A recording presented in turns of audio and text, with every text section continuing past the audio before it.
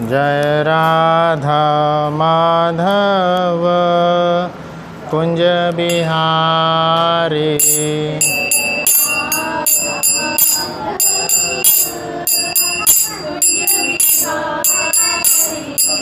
जय गोपी जन वल्लभ गिरिवरधारी।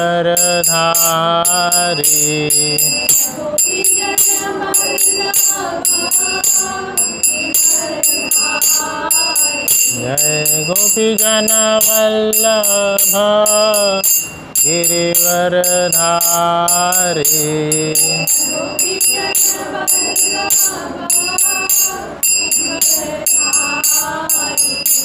यशोदानंदन ब्रज जन रंजन।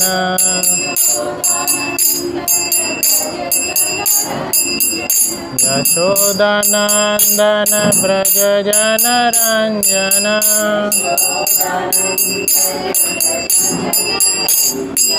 यमुना तीरा वनचारी।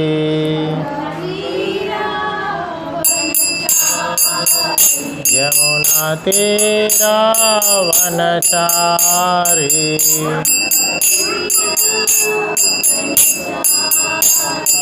जय राधा माधव कुंज बिहारी।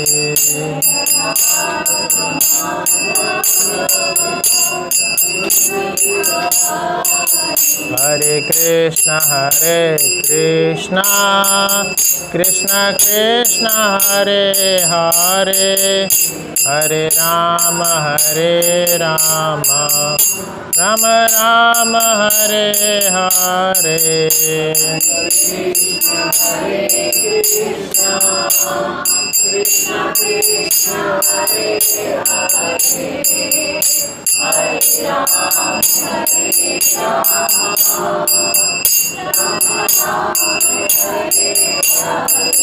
हरे कृष्ण कृष्ण कृष्ण हरे हरे, हरे राम राम राम हरे हरे।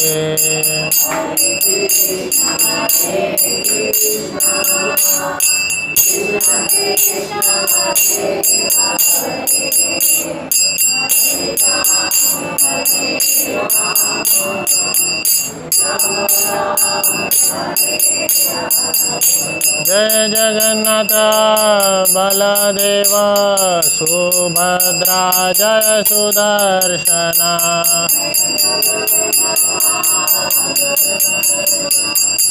सुभद्रा जय सुदर्शन। जय जय प्रभुपाद जय शिल प्रभुपाद।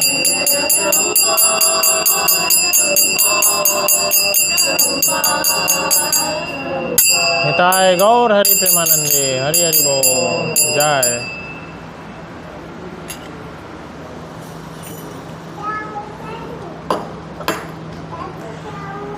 सब लोग दोहराइए। ओम नमो भगवते वासुदेवाय। ओम नमो भगवते वासुदेवाय। ओम नमो भगवते वासुदेवाय।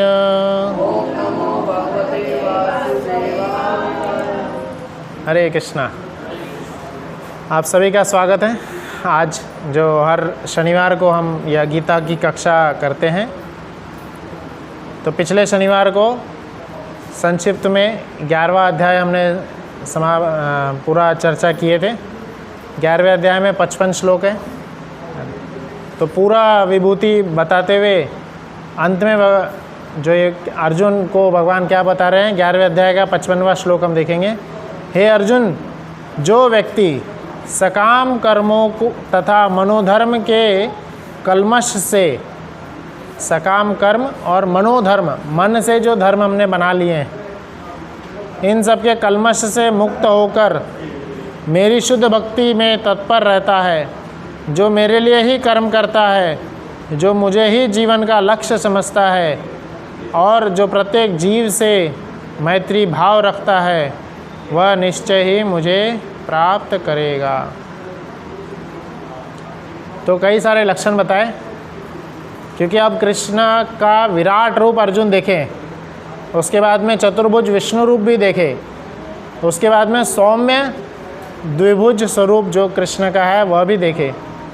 उसके बाद अर्जुन बोल रहे हैं, अर्जुन पूछे थे मैं किसकी भक्ति करूं, किसकी आराधना करूं, कैसे आपको प्राप्त कर सकता हूं। तो कृष्ण बताते हैं कैसे उनको प्राप्त किया जा सकता है। कितना सरल तरीका है, भगवान खुद ही बता रहे हैं कि मुझ तक कैसे पहुंच सकते हैं, है ना। आप किसी पज़ल को सॉल्व करना है या कुछ बड़ा चीज़ प्राप्त करना है तो खुद मेहनत करनी पड़ेगी, दिमाग लगाना पड़ेगा। यहाँ पे भगवान स्वयं बता रहे हैं भगवान को प्राप्त कैसे कर सकते हैं। तो कितना उत्तम ज्ञान है ये। थोड़ा सा समय अपने बिज़ी लाइफ से निकाल के हम इसको जानेंगे, समझेंगे, हमारे लिए कितना अच्छा है ना। बाकी सब चीज़ में तो हम यही जान पाएंगे, सीख पाएंगे कि अपने जीवन को कैसे अच्छे से चलाएं और पैसे कैसे कमाएं और कैसे छोटी मोटी चीज़ों को हटाएं, है ना, छोटे मोटे दुख को हटाने के तरीके। बट यहाँ सीधा कृष्ण की प्राप्ति, कृष्ण जैसे परम जो इतना सुंदर है, कृष्ण इतने प्रेमी हैं, इतने प्यारे हैं, ऐसे कृष्ण को प्राप्त कैसे कर सकते हैं। यहाँ बता रहे सिर्फ जो कृष्ण के लिए कर्म करेगा, जो कृष्ण को ही अपने जीवन का लक्ष्य समझेगा और जो प्रत्येक जीव से मैत्री भाव रखेगा, प्रत्येक जीव से, उसको क्या बोलते हैं, अजात शत्रु, मतलब जिसका कोई शत्रु ही नहीं है। मनुष्य की बात हो रही है सबकी। यही तो है, श्रील प्रभुपाद जी कई बार इस पॉइंट को ज़्यादा फोकस करते थे कि सभी मनुष्यों की नहीं, सभी जीवात्माओं की बात हो रही है। ऐसा नहीं है कि आप बहुत अच्छे हैं और मांसाहार कर रहे हैं। आप मनुष्यों के लिए अच्छे हैं, जानवरों को मार के खा रहे हैं। सभी जीवात्माओं की बात हो रही है। भगवान ने यहाँ पे क्या लिखे, जीव। आप श्लोक में देखेंगे क्या लिखा है, निर्वैरः सर्वभूतेषु। निर्वैरः, वैर नहीं रखना है किससे, सर्वभूतेषु। भूत मतलब जीवात्माएं। मनुष्य लिख सकते थे तो मनुष्य नहीं लिखे, सर्वभूतेषु, सभी प्रकार के जीवात्माओं से निर्वैरः, वैर नहीं रखना है ना। स मामेति पांडव, वह मुझे प्राप्त करेंगे, तो वैर नहीं करना है। ऐसा नहीं है कि हाँ यह जीवात्मा अलग है, स्पेशल है ना। तो वैर क्यों होता है, किसी के प्रति अगर हम कुछ अलग इच्छा रखते हैं या ईर्ष्या करते हैं किसी से तो वैर होता है। या हम अपने आप को किसी से महान समझते हैं कि हाँ ये तो तुच्छ है, मैं इससे ज़्यादा महान हूँ, मुझ में ज़्यादा अच्छा आता है, इसको क्या आता है, क्या बोलेगा, ये क्या करेगा, मुझे इससे ज़्यादा अच्छा आता है। तो ऐसा कुछ अगर वैर, ये ईर्ष्या द्वेष रहेगा ना, तो यही किसको जन्म देता है, वैर को। भगवान क्या बोल रहे हैं, निर्वैर। और ये आसान है प्रैक्टिस करना। जब हम जानेंगे, जैसे कोई व्यक्ति आपके कंपटीशन में आ रहा है, जब हम ये जानेंगे कि अरे कुछ समय पहले तो मैं इससे मिला भी नहीं था, हम किससे कंपटीशन करते हैं।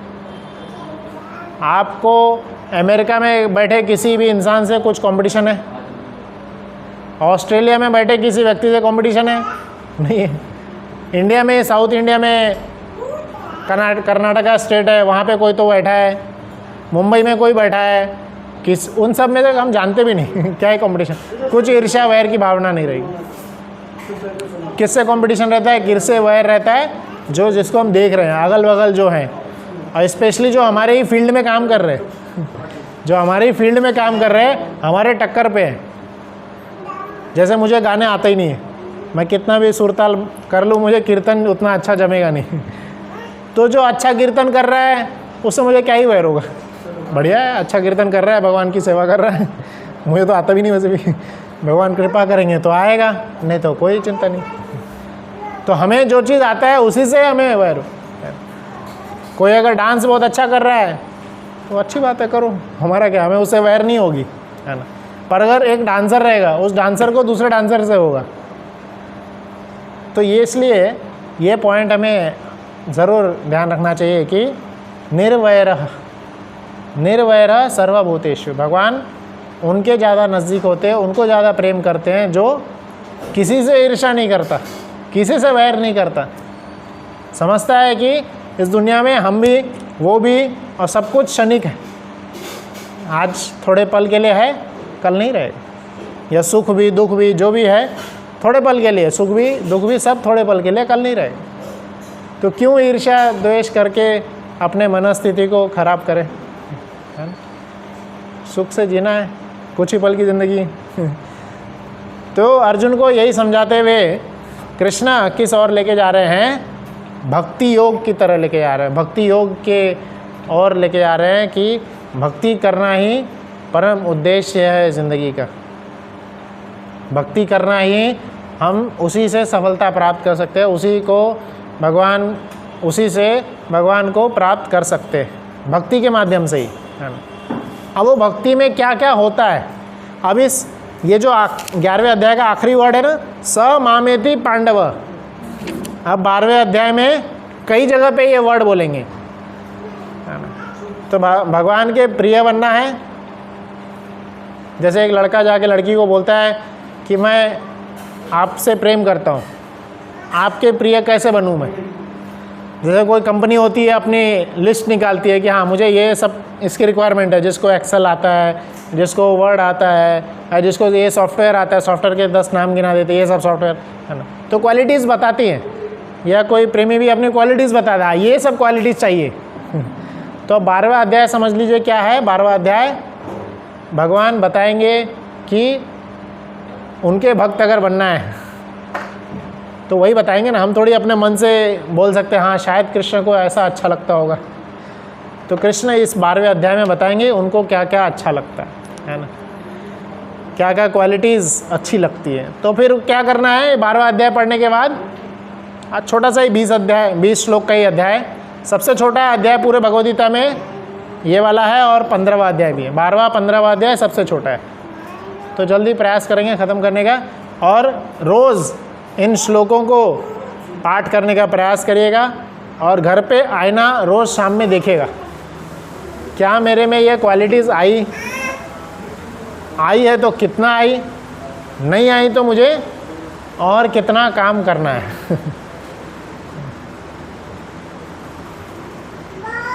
और मेरे में इनमें से कोई क्वालिटी नहीं है, मैं सिर्फ पढ़ के आपको बताऊंगा, है ना। एक भी रंच मात्र भी क्वालिटी मेरे में नहीं है। आप प्रार्थना करिएगा शायद कभी ये सब क्वालिटीज़ मेरे में आ जाए। इसी के साथ यह अध्याय शुरू करेंगे। हरे कृष्ण। अर्जुन उवाच एवं सततयुक्ता ये भक्तास्त्वां पर्युपासते ये चाप्य अक्षरम अव्यक्तम तेषां के योगवित्तमः। अर्जुन ने पूछा, जो आपकी सेवा में सदैव तत्पर रहते हैं या जो अव्यक्त निर्विशेष ब्रह्म की पूजा करते हैं, इन दोनों में कौन अधिक सिद्ध माना जाएगा। तो पिछले अध्याय में पूरा विराट रूप भी दिखाए और सौम्य रूप भी दिखाए। अब अर्जुन क्या बोल रहे हैं, सीधा प्रश्न इस पहले श्लोक में पूछ रहे हैं, विराट रूप कैसा था, हर जगह दिख रहा था।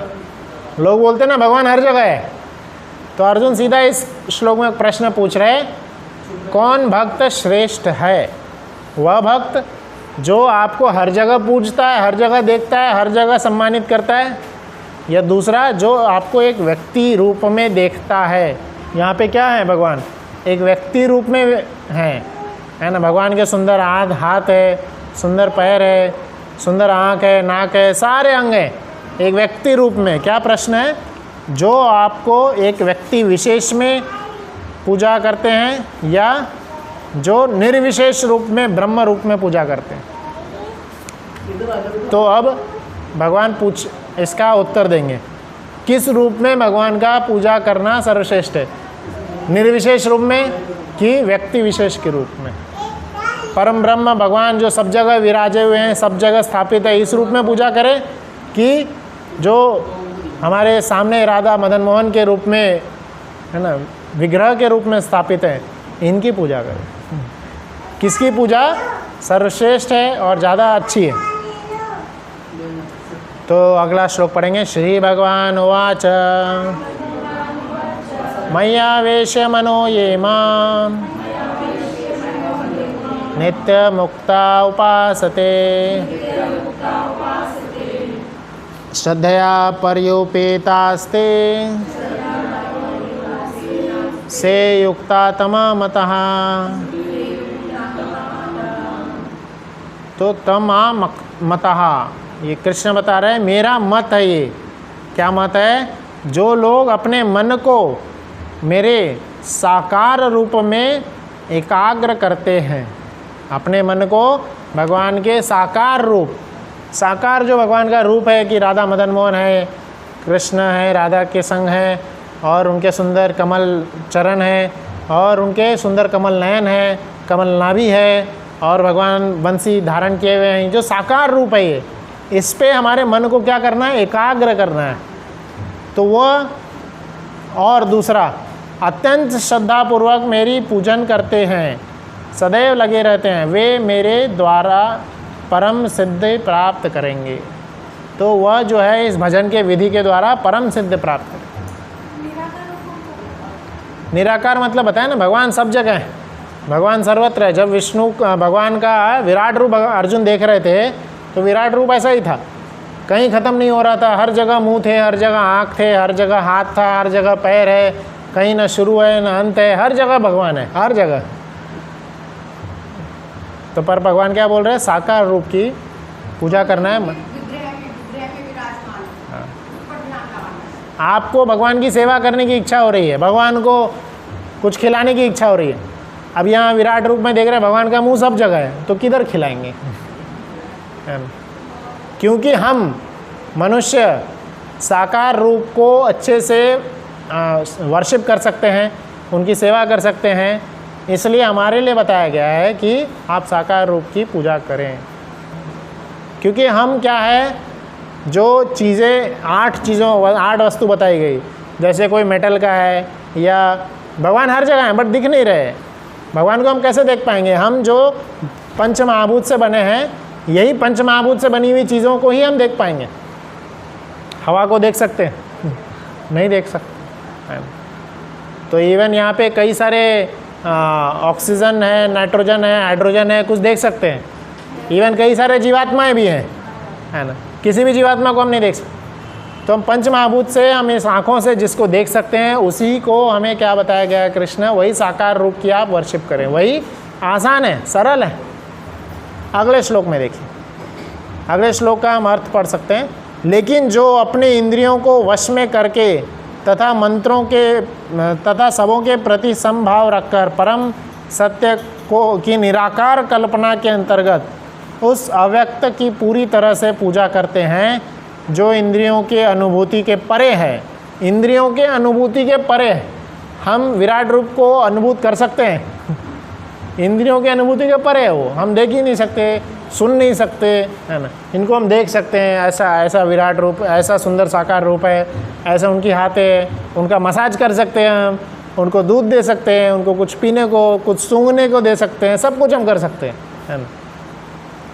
तो क्या बोल रहे हैं? सर्वव्यापी अकल्पनीय ऐसे रूप की जो पूजा करते हैं, अचल तथा ध्रुव हैं, वे समस्त लोगों में के कल्याण में संलग्न रहकर अंततः मुझे प्राप्त करते हैं। तो अगले में बता रहे हैं, जिन लोगों के मन परमेश्वर के अव्यक्त निराकार स्वरूप के प्रति आसक्त हैं, उनके लिए ये देखिए क्या लिखे हैं, उनके लिए प्रगति कर पाना अत्यंत कष्टप्रद है।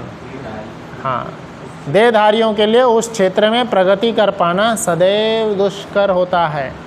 देहधारी बता रहे, हम सब देहधारी हैं। भले ही अगर कोई भूत प्रेत योनि में है तो उसको सब जगह दिखाई दे रहा होगा हम देहधारी हैं, हम इंद्रियों के परे नहीं देख सकते, तो हमें साकार रूप के लिए पूजा भगवान ये नहीं बोले कि मत करो, भगवान क्या बोले, कष्टप्रद है, कष्ट दुख देने वाला है। भगवान के विराट रूप का पूजा करना, भगवान को निर्विशेष रूप में देखना क्या है, दुख देने वाला है, कष्ट देने वाला है। वो पूजा की जो विधि होगी हमारे लिए बहुत ज़्यादा डिफ़िकल्ट होगा। आसान क्या है, साकार रूप की पूजा करना। भगवान साकार रूप में है तो भगवान का हमें साइज़ पता है, भगवान के साइज़ का ड्रेस बनाओ, भगवान को पहनाओ, है ना। भगवान का सुंदर सा मुकुट बनाइए, भगवान की सेवा करिए, भगवान को कुछ अर्पण कर सकते हैं, फूल फल पुष्प जो भी बताया हम घर पे बनाते हैं खुद के खाने के लिए, प्लेट में रख सकते हैं। हाँ, भगवान का पता है मुंह इधर है, उठा के देना है खिलाना है। अब विराट रूप में कहाँ क्या करेंगे।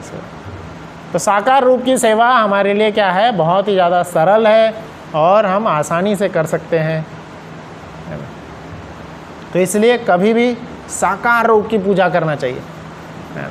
और साकार रूप का मूर्तिमान स्वरूप में, विग्रह के स्वरूप में जो हमेशा नित्य पूजा जहाँ होते रहता है, अर्थात वह जगह कौन है, मंदिर, वहाँ नित्य रूप से आगमन करते रहना चाहिए, आते रहते रहना, क्योंकि हमेशा वहाँ पे सुबह से शाम तक वर्शिप हो रहा है। हम अपने घर में भी विग्रह रखे हैं पर निरंतर वर्शिप नहीं कर पाते, है ना। कभी कभी 1-2 बार छूट जाता है, पर मंदिर में एक बार भी नहीं छूटता। सुबह 4:30 बजे भोग लगेगा, सुबह 4:30। यहाँ तो छोटा मंदिर है तो सिर्फ यहाँ सुबह में रबड़ी का भोग लगता है, सुबह 4:30 बजे, है ना। शंख नाद से पहले भगवान खाते हैं, फिर दर्शन देते हैं। जब भी अभी भी भगवान दर्शन दिए थे 7 बजे, तो 6:30 बजे भगवान खाए थे। भगवान प्रसाद पा के एकदम संतुष्ट हो जाते हैं, फिर दर्शन देते हैं। तो वह 4:30 बजे भगवान को भोग लगा के दर्शन आरती करना, और फिर उसके बाद भगवान का श्रृंगार होता है, फिर 7 बजे फिर दर्शन आरती होती है, फिर 12 बजे भगवान को फिर भोग लगता है, फिर 4 बजे फिर भोग लगता है, और फिर अभी 6:30 बजे भोग लगता है। तो 4-5 बार भोग लग करके इतने बार आरती होती है। ये कहाँ पॉसिबल है, सिर्फ मंदिर में ही है, घर पे इतना पॉसिबल नहीं है। सुबह शाम लगा दिए घर पे, वही बहुत होता है। तो इसलिए ऐसा स्थल जहाँ निरंतर रूप से भगवान के साकार रूप की वर्शिप हो रही है, पूजा हो रही है। कई बार कुछ मंदिरों में इतना बार नहीं होता है, सिर्फ थोड़ा मिश्री को ही लगा दिया, है ना, या कुछ केला रख के चला गया, है ना। तो यह जो है वो ऐसा कोई भी मंदिर जहाँ पे सिर्फ इस तरह से पूजा हो रही है, वो मंदिर में भगवान को भगवान नहीं समझा जा रहा है, भगवान को बस मूर्ति समझा, मूर्ति स्टैचू समझ रहे हैं। हाँ, जैसे अभी 15 अगस्त आएगा, 15 अगस्त तो ठीक है, क्या नाम है, 2 अक्टूबर है, गांधी जयंती आएगी। अभी 2 अक्टूबर को क्या करते हैं, सब लोग ढूंढना चालू करते हैं, हाँ भाई गांधी जी का पुतला किधर है। हाँ, फिर जा कर के उनको हम कुछ माल्यार्पण करेंगे, और बाकी सब दिन उस पर कौवे पिशाच करके जा रहे हैं, उसको गंदगी हो रही है। रिस्पेक्ट है तो पूरे साल भर सेवा करें, साल भर सफाई तो करें एटलीस्ट, कुछ नहीं होता है, होता है। ऐसा अगर कोई विग्रह है जहाँ पे शास्त्र में प्रमाण है, 11वें स्कंद में भगवान स्वयं बता रहे हैं, उद्धव गीता में उद्धव जी को बता रहे हैं, नित्य रूप से सुबह शाम 3-4 बार कम से कम भोग लगना चाहिए।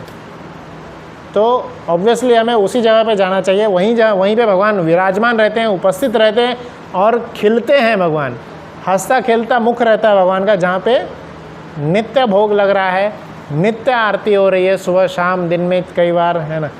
और उनको प्रेम से भक्त लोग पूजा कर रहे हैं, देख रहे हैं, उनका आरती कर रहे हैं, सम्मान कर रहे हैं, उनके लिए कीर्तन कर रहे हैं, उनके लिए सामने नाच रहे हैं। भगवान के सामने नाचना, गाना, भगवान को तुलसी ऑफर करना, भगवान के बारे में सोचते रहना। कई सारे भक्त सोचते हैं कि आज कृष्णा क्या खा रहे होंगे, आज जगन्नाथ जी क्या खा रहे होंगे, आज जगन्नाथ जी के लिए क्या बनाओ, है ना, आज जगन्नाथ जी ने कौन सा ड्रेस पहना होगा, है ना। तो इतना जब हम सोच रहे हैं भगवान के बारे में, भगवान कृतज्ञ नहीं है। समझ रहे। तो इसलिए यहाँ पे हर बार हर श्लोक में आगे बोलेंगे, साकार रूप में भगवान की सेवा करना बहुत ही ज़्यादा आसान है और निराकार रूप में कष्टप्रद है। अगला श्लोक, 6वां श्लोक हम देखेंगे। ये तो सर्वाणि कर्माणि मयि सन्न्यस्य मत्परः अन्येनैव योगेन मां ध्यायन्त उपासते तेषामहं समुद्धर्ता मृत्यु संसार सागरात् भवामि न चिरात् पार्थ मया वेशित चेतसाम्। कोई इसका अर्थ पढ़िए, बहुत सुंदर है, पढ़िए। जो अपने सारे कार्यों को मुझ में अर्पित करके तथा अविचलित भाव से मेरी भक्ति करते हुए मेरी पूजा करते हैं और अपने चित्तों को मुझ पर स्थिर करके निरंतर मेरा ध्यान करते हैं, उनके लिए हे पार्थ मैं जन्म मृत्यु के सागर से शीघ्र उद्धार करने वाला हूँ। हाँ, मृत्यु संसार वर्तमनी, तो मृत्यु के जो ये जन्म मृत्यु का जो संसार है, सागर है, इससे छुटकारा दिलाने के लिए भगवान हमें हमेशा लालायित होते हैं कि कब जीवात्मा जो है धाम आएगा मेरे। तो एक जगह पे शास्त्र में वर्णन है, गोप कुमार के बारे में वर्णन आता है कि कैसे एक गोप कुमार है, वह सभी धाम का विचरण करते हुए, इस भगवान के सभी जो धाम है विचरण करते हैं, फाइनली गोलोक धाम पहुंचते हैं और कृष्ण जाके दौड़ के जाते हैं, उसको गले लगाते हैं, स्वागत करते हैं। तो ऐसे इस से हमेशा ये क्लियर हो रहा है कि कृष्ण इंतज़ार कर रहे होते हैं सभी जीवात्मा का, कब वो इस मृत्यु संसार से छूटकर भगवत धाम गोलोक धाम वापस आएंगे।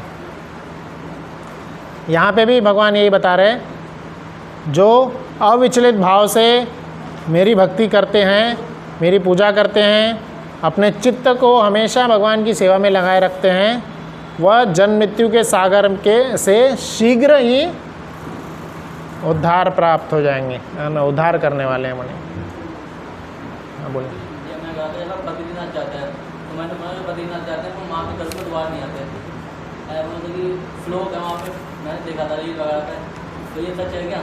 मतलब बद्रीनाथ जाते हैं तो फिर दोबारा जन्म नहीं होता हमारा, ऐसा होता है क्या?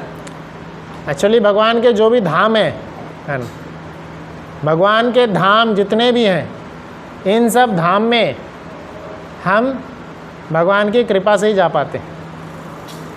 और जब हम जाते हैं तो यह प्रयास करना चाहिए कि अकेले ना जाएं, क्योंकि अकेले जब भी हम भगवान के धाम में जाते हैं वो क्या हो जाता है, पिकनिक ट्रिप हो जाता है। पिकनिक ट्रिप हो जाता है, गए मस्त घूम घाम के फ़ोटो खिंचा के सेल्फी वेल्फी खींच के खाना जो भी है वहाँ पे खाना पीना खा के आ गए, है ना ही उस धाम के महात्म्य के बारे में हमें पता चल पाता है, ना ही उस धाम के बारे में क्या हुआ था, क्या लीलाएं हुई थी, कुछ नहीं पता चलता। गए घूमे, किसी ने कुछ बताया, सुन लिए, आ गए। भगवान के धाम में हमेशा भक्तों के संग जाने का प्रयास करना चाहिए, जो वहाँ पे वो धाम को रियल बनाए। धाम सिर्फ एक स्पॉट की तरह नहीं रह जाए, वो असली में धाम बने। तो ऐसे धाम में जब हम जाएंगे, भक्तों के संग जब जाएंगे, तब वो बोला जा सकता है कि फिर हम वापस नहीं आए। पर भगवद गीता के हिसाब से भगवान के धाम कौन है? भगवद गीता में कृष्ण बता रहे हैं कि जन्म कर्म च में दिव्यम, चौथे अध्याय में था ये। आपने क्या प्रश्न किया कि वापस नहीं आते? हाँ, तो वापस नहीं आने का एक ही तरीका है, एक ही तरीका है। ये भगवान जैसे इस श्लोक में बताए थे, और भी भगवद गीता के कई सारे श्लोक में बता रहे हैं। क्या है? जन्म कर्म च में दिव्यम एवं यो वेति तत्ततः त्यक्त्वा देहम पुनर्जन्म नयति मामिति सर्वथा। यही एक श्लोक है जिसमें भगवान बता रहे कौन है वो व्यक्ति जिसका पुनर्जन्म नहीं होगा, जो वापस कभी नहीं आएगा। तो यही एक श्लोक है जिसमें भगवान बता रहे पुनर्जन्म या जन्म मृत्यु के संसार से छुटकारा प्राप्त करने का क्या तरीका है। क्या तरीका है? जन्म कर्म च में दिव्यम, भगवान के जन्म और कर्म को जान लेना है तत्वतः, तत्व के रूप में, तत्व से जानना है भगवान क्यों प्रकट होते हैं, भगवान क्या करते हैं, भगवान का क्या संदेश है, उसको हम कैसे पालन करें, है ना। तत्व रूप से जब समझ जाएंगे तब मुश्किल है, तब ये वापस हम नहीं आएंगे। भगवान स्वयं बोल रहे हैं। और ऐसा जो भी शास्त्र में जहाँ भी वर्णन होगा वो सिर्फ उसका गुणगान करने के लिए, पर इस संसार से सिर्फ और सिर्फ वो रावण ने भी तपस्या किए थे, हम क्या बोलते हैं, अमर होने के लिए। फिर उसके बाद हिरण्यकशिपु ने भी तपस्या किए थे अमर होने के लिए। ब्रह्मा जी क्या बोले? ब्रह्मा जी खुद बोले मैं खुद अमर नहीं हूँ, तुम्हें क्या बोलूँ। अमरता का, मुक्ति का वरदान सिर्फ और सिर्फ कौन दे सकते हैं? मुकुंद। मुकुंद मुरारी कौन है? कृष्ण। है ना। तो कृष्ण मुक्ति पाने का रास्ता क्या बता रहे हैं? उनको जानना है। भक्त्या माम भी जाना आती, भक्ति के भाव से कृष्ण को जानना है, समझना है, उनका नाम जप करना है और उनको तत्व रूप से समझना है। तो ऐसे ही मुक्ति प्राप्त कर सकते। आगे का 7वां श्लोक, 8वां श्लोक हम पढ़ेंगे। मयि एव मन आधत्स्व मयि बुद्धिं निवेशय निवश्यसि मय्येव अत ऊर्ध्वं न संशय। मुझ भगवान में अपने चित्त को स्थिर करो और अपनी सारी बुद्धि मुझ में लगाओ, इस प्रकार तुम निसंदेह मुझे प्राप्त करोगे। तो क्या बताया था? 12वां अध्याय क्या है? हमारे लिए आईना की तरह। भगवान बताएंगे इस पूरे अध्याय में क्या क्या स्टेप्स पालन करने से हम उनको प्राप्त कर सकते हैं, हम उन तक पहुंच सकते हैं, क्या क्या गुण हमें अपने अंदर लाने होंगे। तो ये श्रृंखला में पहला श्लोक अब चालू हो जाता है। ये 8वें श्लोक से अब आगे तक पूरा भगवान यही बताते रहेंगे, क्या क्या गुण हमें अपने अंदर में लाने का प्रयास करना चाहिए। तो इसमें क्या बता रहे हैं? अपने चित्त को स्थिर करना है और सारी बुद्धि किस में लगानी है? कृष्ण में लगानी है। और पहले ही बता दिया साकार रूप में कृष्ण को साकार रूप में वर्शिप करने में अपनी बुद्धि लगानी है। अब साकार रूप में वर्शिप करने के लिए कैसे बुद्धि लगा सकते हैं? तो साकार रूप में जैसे वर्शिप करते हैं, जैसे उनको हम कुछ अर्पण कर रहे, भोग लगा रहे, हाँ आरती कर रहे, तो क्या बुद्धि लगाएंगे? ऐसी बुद्धि लगाएंगे कैसे हम उनको और भव्य तरीके से वर्शिप कर सकें, कैसे हम उनको और सुंदर सुंदर पकवान दे सकें, है ना, कैसे उनको और ज़्यादा, जैसे अभी सीजनल फ्रूट्स आ रहे हैं। सीजनल फ्रूट्स क्या है? जैसे अभी आम का समय चल रहा है, वाटरमेलन है, मस्क मेलन है, और भी कई सारे सीजनल फ्रूट्स है ना। हाँ ये भी है। तो बुद्धि के द्वारा वो सब श्लोक याद करें और आके सुनाएं, है ना। अगर सेवा कर सकते हैं तो व्यंजन बनाएं, आके खिलाएं। तो ये सब हमें क्या करना है? कृष्ण क्या बोल रहे हैं? बुद्धि लगाना है। We have to invest our brain to worship Krishna. हमें अपना ब्रेन इन्वेस्ट करना होगा, है ना। और श्लोक वही सुनाएं जो कि आचार्य द्वारा पहले सुनाए जा चुके हैं। अपने मन से कुछ गा के नहीं सुनाना है अपने मन से कुछ भी गा लिए नहीं, वही श्लोक गाने हैं जो शास्त्र में वर्णन किए गए। अब हमें कोई शास्त्र नहीं पता है, भगवद गीता पता है ना, तो भगवद गीता में अर्जुन कई सारे प्रार्थनाएं कर रहे हैं, ये सब श्लोक सुना सकते हैं। लेकिन पंडित जी कोई अनपढ़ होगा और वो अपने भाव। बहुत सुंदर प्रश्न है। अगर अनपढ़ है, पढ़ने नहीं आता ये सब संस्कृत में क्या लिखा हुआ है, काला अक्षर भैंस बराबर तो सभी व्यक्ति, चाहे वो अनपढ़ हो, बच्चा हो, छोटा सा छोटा अभी उत्पन्न हुआ बच्चा हो, भगवान का नाम तो ले ही सकता है। हरे कृष्णा कृष्णा कृष्णा हरे हरे, हरे राम राम राम हरे हरे। ये सिंपल सा महामंत्र कोई भी व्यक्ति ले सकता है। और आगे चल के 10वें अध्याय में बताए, 10वां अध्याय हो गया ना, 10वें अध्याय में भगवान बताए थे कि सभी यज्ञों में सर्वश्रेष्ठ यज्ञ क्या है? जप यज्ञ। जप यज्ञ, जप करना। तो कोई भी व्यक्ति अनपढ़ हो या कोई भी हो, बैठ के जप कर ही सकता है। भगवान के नाम का जप करना है। और भगवान ने बोले सबसे श्रेष्ठ यज्ञ है वो सबसे श्रेष्ठ है, टॉप मोस्ट है वो। कोई भी बैठ करके अगर यज्ञ कर रहा है, जप यज्ञ, सबसे बेस्ट टॉप मोस्ट यज्ञ है वो।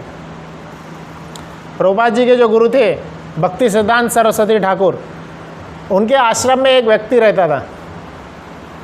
भक्ति सिद्धांत सरस्वती ठाकुर ने 64 मठ खोले थे सब जगह। जैसे एक मंदिर है, वैसे कई सारे मंदिर कई जगह देशों में, कई देश के कई सारे जगह पे खोले थे।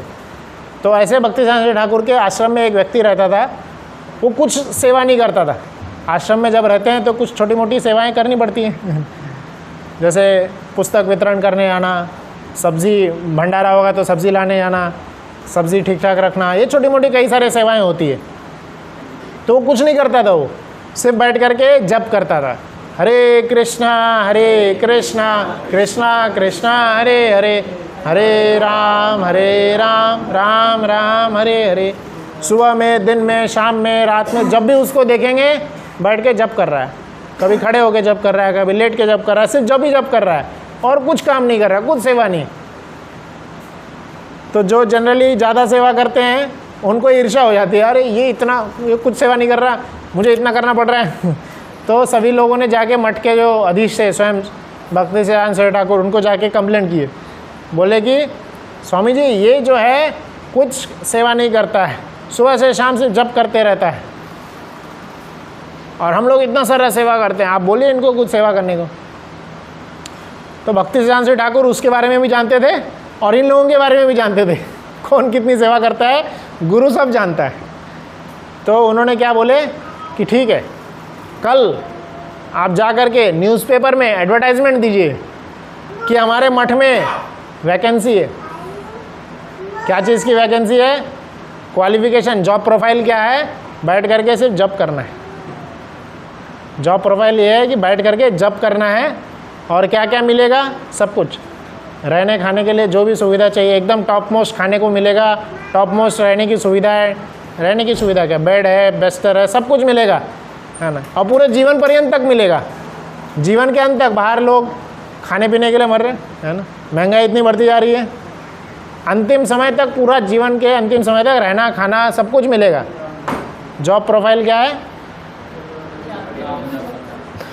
बैठ करके सिर्फ जॉब करना है। डालो वैकेंसी न्यूज़पेपर में, कितने लोग आते हैं देखते हैं।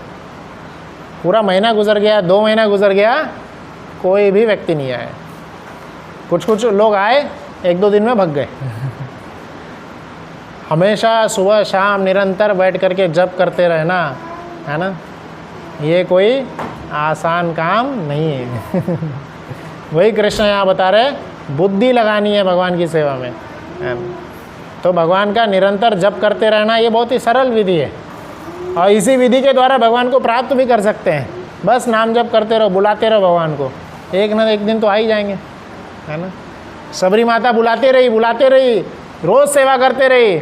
उनके गुरु ने बोले थे राम आएंगे, राम आएंगे, उनके स्वागत के लिए खड़े रहना, उनको फल देना, उनको लिए फूल बिछाना, है ना। हमारे गुरु महाराज ने भी हमें बोले हैं कि रोज़ 16 माला का जप करो और 16 और 4 नियम पालन करते रहो, है ना, राम आएंगे। तो गुरु जो आज्ञा देते हैं ना, गुरु की आज्ञा को पालन करेंगे ना, राम मिल जाएंगे। क्यों? क्योंकि राम भगवान क्या है, गुरु के अपने भक्तों के वशीभूत रहते हैं। भक्त ने बोला कि इनको जाके दर्शन दो तो देना है। भगवान आएंगे दर्शन देने। तो गुरु ने बोले हैं नाम जप करिए, दर्शन मिलेगा। शबरी को बोले थे, शबरी करती रही, ऐसा वर्णन आता है। गुरु जब इस धरातल को छोड़ के गए थे, या जो शबरी को आदेश दे के गए थे, वो कब दिए थे? जब वो युवती थी, मतलब वो कुछ 18-20 साल की थी। और भगवान राम जब दर्शन देने आए, शबरी माता जो है 80-85 साल की बताई गई। इतने सालों तक, 50-60 साल तक रोज़ के रोज़, वर्णन है वहाँ पे लिखा हुआ है, रोज़ सिर्फ यही करती थी। वो रोज़ फूल बिछाती थी, रोज़ फल तोड़ती थी और रोज़ इंतज़ार करती थी मेरे राम आएंगे। तो भगवान आ जाते हैं। सिर्फ भगवान सिंपल चीज़ें बताए हैं, है ना। मन को उनमें लगाना है। आप जैसे माँ फूल बिछा रहे, तो मन लगा हुआ है ना कि मेरे राम इस रास्ते से आएंगे तो फूल बिछा देती हूँ, मेरे राम ये फल खाएंगे तो फल, ऐसा वो टेस्ट भी करती थी, है ना। तो मन लगा हुआ है। भगवान क्या बोल रहे हैं? मन लगाओ, भगवान प्रकट हो ही जाएंगे। अगला श्लोक देखेंगे। अथ चित्तम समाधातुम न शक्नोषि मयि स्थिरम अभ्यास योगेन ततो माम इच्छाप्तुम धनंजय। तो यहाँ पे बता रहे हे धनंजय, अर्जुन को धनंजय नाम से बुला रहे, चैलेंज कर रहे हैं अर्जुन को। क्या बोल रहे हैं? अर्जुन ने एक बार कई सारा धन अर्जित किया था, युधिष्ठिर जी यज्ञ कर रहे थे, उस यज्ञ के लिए बहुत सारा धन अर्जित किया था। तो अर्जुन को इसलिए ये टॉन्ट मारते हुए धनंजय नाम से बुलाए। धन अर्जित करना आसान है, पर आगे क्या बोल रहे हैं कि यदि तुम अपने चित्त को अविचल भाव से मुझ में स्थिर कर नहीं सकते तो तुम भक्ति योग के विधि विधानों का पालन करो, इस प्रकार तुम मुझे प्राप्त करोगे। तो ये 12वां अध्याय का जो 9वां श्लोक है, समझ लिए यहाँ से योगा लैडर चालू होता है। आगे के 4 श्लोक 9, 10, 11, 12 ये 4 श्लोक योगा लैडर हैं, ठीक है। ये 9वें श्लोक में भगवान क्या बताए हैं? जनरलाइज्ड भक्ति बताए हैं। हाईएस्ट टॉप मोस्ट भक्ति क्या है? क्या बताए? यदि तुम अपने चित्त को अविचल भाव से मुझ में नहीं लगा सकते, तो क्या है? इनडायरेक्टली बोल रहे हैं कि टॉप मोस्ट भाव क्या है? अपने चित्त को अविचल भाव से, मतलब बिना डेविएट हुए भगवान के साकार रूप में लगाना है। ये टॉप मोस्ट है। हमेशा भगवान का नित्य स्मरण करते रहना, उनको याद करना, उनके बारे में सोचना, ये क्या? अपने चित्त को हमने उनकी सेवा में लगा दिया अविचल भाव से, बिना डेविएट है। ये टॉप मोस्ट है। अगर ये नहीं कर सकते तो उससे थोड़ा सा नीचे लेवल पे भगवान क्या बोल रहे हैं? क्या करें? तुम भक्ति के विधि विधानों का पालन करो और फिर भक्ति करो। मतलब कंटिन्यूसली हमेशा भगवान के चित्त, भगवान में आपका चित्त नहीं लग सकता, वो स्टेप 1 है। तो सेकंड पे आ जाएं। सेकंड पे क्या करना है? नियम का पालन करें। नियम क्या होता है? सुबह उठिए, सुबह 4:30 बजे शंख बजता है, शंख बज गया, भगवान दर्शन दे दिए तो हमें सोते नहीं रहना चाहिए हमेशा हमें भाव रहना चाहिए 4:30 बजे शंख बज जाए, भगवान का पट खुल गया है, भगवान पट खोल के दर्शन दे रहे तो हम मालिक है, भगवान मालिक जाग गया, नौकर सोते रहेगा क्या तो हमें उठ जाना चाहिए। तो ये सब नियम है। अगर आप कंटिन्यूसली, कई लोग क्या होते हैं हमारे मंदिरों में हैं, दिल्ली मंदिर में हैं, कई सारे बड़े मंदिर में ऐसे कई भक्त हैं जो लगभग 50-60 साल से ब्रह्मचारी हैं, और वो कई पूरे 50-60 साल में कभी भी उन्होंने मंगल आरती सुबह 4:30 बजे की होती है, कभी मिस नहीं किए। मतलब उनका विदाउट फेल सुबह 3 बजे आँख खुल जाती है, वो आ जाते हैं, जप करते रहे, उनके मुख से अपने आप ही नाम निकलते रहते हैं। तो ये क्या है? ये वाला स्तर है जहाँ उनका मन अविचल भाव से भगवान की सेवा में लगा हुआ है, पर हम नहीं कर सकते तो हमारे लिए क्या बता रहे? आप नियम का पालन करें। अलार्म लगाएं, 10 नहीं 50 अलार्म लगाएं, उठिए, 4:30 बज गया, उठिए, 4:30 बजे उठिए। भगवान की जो मंगल आरती होती है, आपको गाने नहीं आता है, इस्कॉन के कई सारे प्लेटफॉर्म्स पे लाइव होता है, iskonvrindavan.com लगाइए, यूट्यूब पे, मायापुर है, पूना है, मुंबई है, कई जगह पे लाइव हो रहा है, तो लगा दीजिए, आधा घंटा का मंगल आरती सुबह सुबह का अटेंड करिए, है ना। फिर उसके बाद 2 घंटा का जप करिए। नियम बताया गया है, नियम बनाएं, नियम का पालन करें। अविचल भाव से नहीं लग सक रहा है, नियम का पालन करें। पर हम जैसे मूर्ख क्या बोलेंगे? भगवान थोड़ा और कंसेशन दो ना नियम का पालन भी नहीं होता हमसे, है ना। मैं क्या हूँ? आलसी हूँ। 100 अलार्म भी लग जाएगा फिर भी नहीं उठूँगा मैं अलार्म को उठा के फेंक दूँगा तोड़ दूँगा अलार्म को, उठूँगा ही नहीं, है ना, बंद कर देंगे, स्नूज कर देंगे। तो भगवान भी कृपालु है, दया सिंधु हैं, सागर हैं। तो भगवान अगला स्टेप बताए। क्या? अगला श्लोक पढ़िए। अभ्यास असमर्थोऽसि मत्कर्म परमो भव मदर्थमपि कर्माणि कुर्वन् सिद्धि अवाप्स्यसि। अब इसमें बता रहे यदि आप भक्ति के विधि विधानों का पालन नहीं कर सकते, है ना, अभ्यास असमर्थोऽसि, अभ्यास करने आप असमर्थ है, पालन नहीं कर सकते, तो क्या करें? तो मेरे लिए कर्म करने का प्रयत्न करें। कृष्ण के लिए कर्म करना है, क्योंकि कर्म, कृष्ण के लिए कर्म करने से तुम पूर्व अवस्था को प्राप्त करोगे। पूर्व मतलब नियम वाला अवस्था, इसके पूर्व क्या था? नियम वाला अवस्था। तो 4 चीज़ें बताया, 4 योगा लैडर है। एक पहला क्या? अविचल भाव से लगे रहना। नहीं हो सक रहा है, नियम का पालन करें। रोज़ सुबह उठें, जैसे आप देखे होंगे आर्मी में जाने से नियम सिखाया जाता है। अब जो आर्मी वाले रिटायर हो जाते हैं ना, वो रिटायर होने के बाद भी सुबह उठ जाते हैं, रिटायर होने के बाद भी जॉगिंग को जाते हैं, उनका बॉडी ट्यून हो गया वो, है ना। हम थोड़ी देर भी खड़े रहेंगे थक जाएंगे, आर्मी वाले घंटों घंटों खड़े रहते नहीं थकते, है ना। क्यों? उनका बॉडी ट्यून हो गया वैसा, है ना। तो उसी लिए क्या बताया गया, नियम का पालन करें। नियम का पालन नहीं कर सकते, थर्ड स्टेप क्या बताया गया है, कृष्ण के लिए कर्म करें। कृष्ण के लिए कर्म करें मतलब जैसे आप जॉब पे जा रहे हैं, तो जॉब जाने का उद्देश्य ये होना चाहिए कि मैं कृष्ण की सेवा अच्छे से कर सकूं, है ना। कृष्ण की सेवा कई सारे होते हैं, आपके घर में लड्डू गोपाल है, उनकी सेवा करना, मंदिर में जगन्नाथ जी है, उनकी सेवा करना, धाम यात्रा करना, समय समय पे आप वृंदावन धाम जा सकते हैं, उसके लिए भी धन चाहिए, तो उसके लिए जॉब जाना है। तो जॉब जाने का उद्देश्य हमारा क्या होना चाहिए कि मैं ये सब भगवान की सेवा कर सकूं, इसलिए मैं जॉब जा रहा हूँ। तो कृष्ण के लिए कर्म करते रहना चाहिए। कई सारे कर्म हैं, फिर भी मैं क्या हूँ और आलसी हूँ, कर्म भी नहीं कर सकता मैं, कृष्ण के लिए कर्म भी नहीं कर सकता, है ना। तो भगवान और कृपालु है। अगला स्टेप बताते हैं, है ना, ये लास्ट है, इसके बाद कोई और कंसेशन नहीं मिलेगा। तो लास्ट कंसेशन के रूप में भगवान आखिरी जो बोले हैं 11वां श्लोक, किंतु यदि तुम मेरे इस भावनामृत से कर्म करने में असमर्थ हो तो तुम क्या करो, अपने कर्म के समस्त फलों को त्याग कर कर्म करने का आत्मस्थित होने का प्रयास करो। तो क्या बोल रहे हैं कि अगर हमारे में वो भाव नहीं आ पा रहा है कि मैं कृष्ण के लिए कर्म करूं, तो बोल रहे कृष्ण क्या बोल रहे, कर्म नहीं अर्पण कर सकते, मेरे लिए पूर्ण रूप से सेवा नहीं कर सकते, कर्म सारा मेरे लिए नहीं कर सकते, तो कर्म का कुछ भाग तो दे दो। है ना, कर्म का फल मुझे अर्पण करो। कर्म का फल क्या है? लक्ष्मी।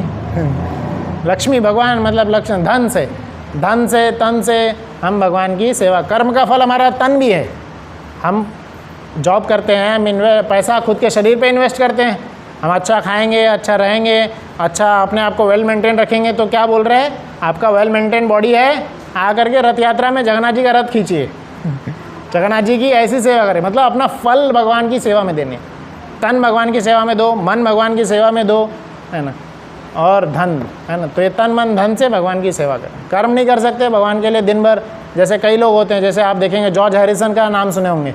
तो जॉर्ज हैरिसन ने पहले भक्त नहीं था, वो बाद में जब भक्त बन गया, वो सिंगर था, तो उसने उसके भक्त बनने के बाद जितने भी गाने गाए सब भगवान के लिए गाए, भगवान का नाम लेते हुए गाए, भगवान का गुणगान करते हुए गाए।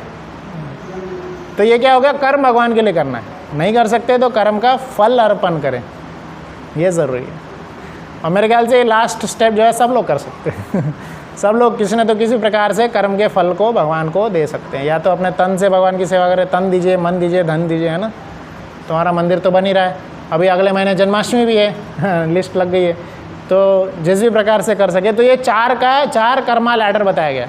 पहला, अविचल भाव से सेवा में लगें, नहीं लग सकते तो नियमों का पालन करें, नियम भी नहीं कर सकते तो क्या करें, पूर्ण रूप से भगवान के लिए कर्म करें, भगवान के लिए कर्म नहीं कर सकते तो क्या करें, कर्म का फल भगवान को अर्पण करें। ये 12वें अध्याय के 4 श्लोकों में बताएं।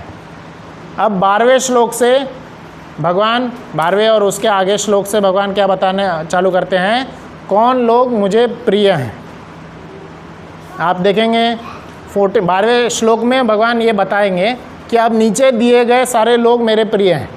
और 14th श्लोक से सभी लाइन में, 14th वाला देखिए, 15th वाला देखिए, सभी श्लोक में क्या लिखा है, स च में प्रिय, स च में प्रिय, ये व्यक्ति मुझे प्रिय है, यह मुझे प्रिय है। तो हम 15वां श्लोक पढ़ेंगे, उसके आगे से लेकर पूरा 18वें श्लोक तक यही बताया, स च में प्रिय। यस्मन्नो द्विजते लोको लोकान्नो द्विजते च यः हर्षाम हर्षम मद्यैर्भुक्तो यह स च में प्रियः। तो यह लिस्ट आप पढ़िएगा, यह लिस्ट 14th नंबर श्लोक से लेकर के लगभग 18th तक यह पूरा लिस्ट बताया गया है, 17th 18th तक। तो इसमें बताया है कि स च में प्रिय, भगवान के प्रिय बनना है, तो क्या क्या, बहुत हार्ड है इसमें, आसान नहीं है। तो क्या क्या बताए हैं, बुद्धि को भगवान के इसमें स्थिर करना है। ये 15वें इसमें बताया कि सुख दुख में सम रहना है, भय चिंता से परे रहना है ना। बहुत मुश्किल है, पर जो कर पाएगा। अगले इसमें देखिए 16 में, मेरा ऐसा भक्त जो सामान्य कार्यकलापों पर आश्रित नहीं है, जो शुद्ध है, दक्ष है, चिंता रहित है, समस्त कष्टों से रहित है, किसी फल के लिए प्रयत्नशील नहीं रहता, वह मुझे प्रिय है। जय श्री श्री जगन्नाथ बलदेव सुभद्रा महारानी की जय, श्री श्री राधा मदन मोहन गौर निताय लक्ष्मी नरसिम्हा की जय, शिल प्रभुपाद की जय। फिर 17 में बताए, यो न हर्षति न द्वेष्टि, न शोचति न कांक्षति, शुभाशुभ परित्यागी, भक्तिमान्य स च मे प्रियः। तो इसमें बताए, जो कभी हर्षित नहीं होता, जो कभी भी हर्षित नहीं होता, हर्षित मतलब खुश होना, जो कभी शोक नहीं करता, जो कभी भी पछताता नहीं है, और जो इच्छा करता है, जो तथा जो शुभ और अशुभ से परे है, ऐसे लोग प्रिय है भगवान को। तो मुश्किल है। तो ये सब पूरा 18-19 होने के बाद में लास्ट में भगवान बताएंगे, ये तो धर्मामृतामिदं यथोक्तम पर्युपासते, श्रद्धान मत्परमा भक्तास्ते अतीव में प्रियः। तो अंत में बता रहे हैं, जो इस भक्ति के अमर पथ को अनुसरण करते हैं और जो मुझे ही अपना चरम लक्ष्य बनाकर श्रद्धा सहित पूर्ण रूपेण संलग्न रहते हैं, वे भक्त मुझे अत्यंत प्रिय हैं। तो श्रद्धा से संलग्न रहना है। एक बार आके दर्शन कर लिए, घंटी बजा दिए, चले गए, नहीं। क्या है? संलग्न रहना है, हमेशा भगवान के भक्ति में संलग्न, है ना। ये वन टाइम एक्टिविटी नहीं है, ये पूरे 365 दिन करना है, हर बार करते रहना है। इनको अपने जीवन का लक्ष्य बनाना है। तो ऐसा करने पे हम इनके प्रिय बनेंगे।